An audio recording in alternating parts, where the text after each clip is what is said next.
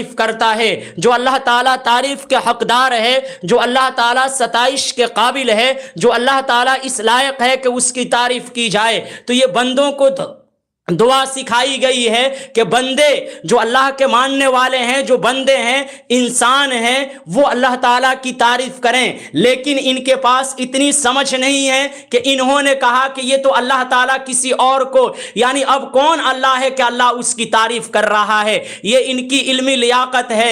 اسی طرح سے سلیم واستوی کی آپ علمی لیاقت کو دیکھیے گا تو آپ کو ہنسی آئے گی۔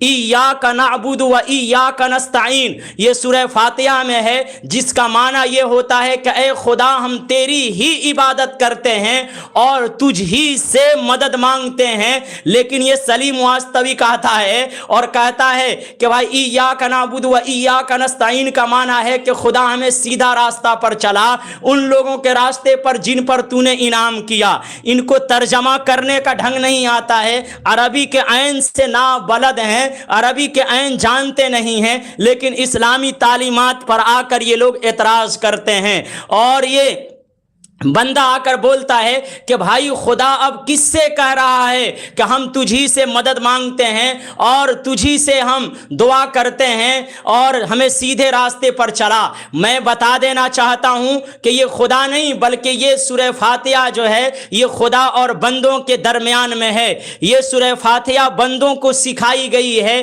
ایک انسان جب اپنے کریٹر کے سامنے کھڑا ہوتا ہے تو اس کی پرشنسا کرتا ہے جو اس کا حق ہے، اور اس کے بعد میں اپنی کمزوری بیان کرتا ہے اور یہ مطالبہ کرتا ہے کہ خدا ہم تیری ہی عبادت کرتے ہیں، تیرے سوا کوئی پوجنیے نہیں ہے اور ہم تجھ ہی سے مدد مانگتے ہیں۔ تو یہ تو بندوں کو سکھایا گیا ہے نا، یہ بندوں کو تعلیم دی گئی ہے، لیکن تمہیں تو پتہ نہیں ہے اور تم منہ اٹھا کر چلے آتے ہو۔ اور جو بیچارے سیدھے سادے مسلمان ہیں جن کے پاس علم نہیں ہے، آپ ان کے پاس جا کر ان کے ایمان کو چھیننے کی کوشش کرتے ہو۔ ارے یہ کب تک دھوکہ دیتے رہو گے؟ کب تک یہ تم اس طرح سے اپنی روزی روٹی چلانے کے لیے اسلامی تعلیمات کے خلاف بولتے رہو گے؟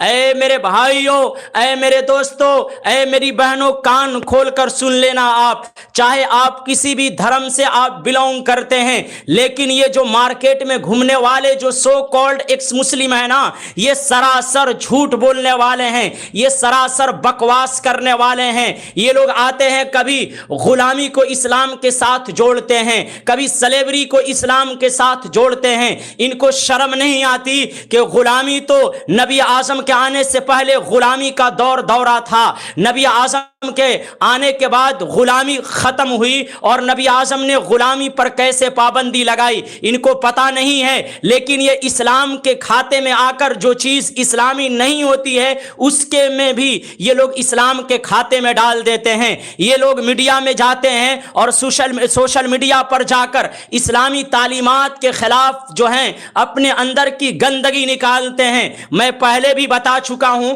کہ غلامی اسلام نے پیدا نہیں کیا، غلامی اسلام کے آنے سے نہیں آئی اور غلامی کو اسلام نے پروموٹ نہیں کیا۔ ان کو پتا کیا ہے؟ جاؤ نا نبی کے آنے سے پہلے کی ہسٹری آپ پڑھو، یا اسی طرح سے آپ تیسری اور چوتھی صدی کا جاؤ نا آپ اتہاس پڑھ لو، آپ کو پتا چل جائے گا۔ ارے غلامی تو اس زمانے میں میرے بھائیوں سب سے بڑی معیشت تھی۔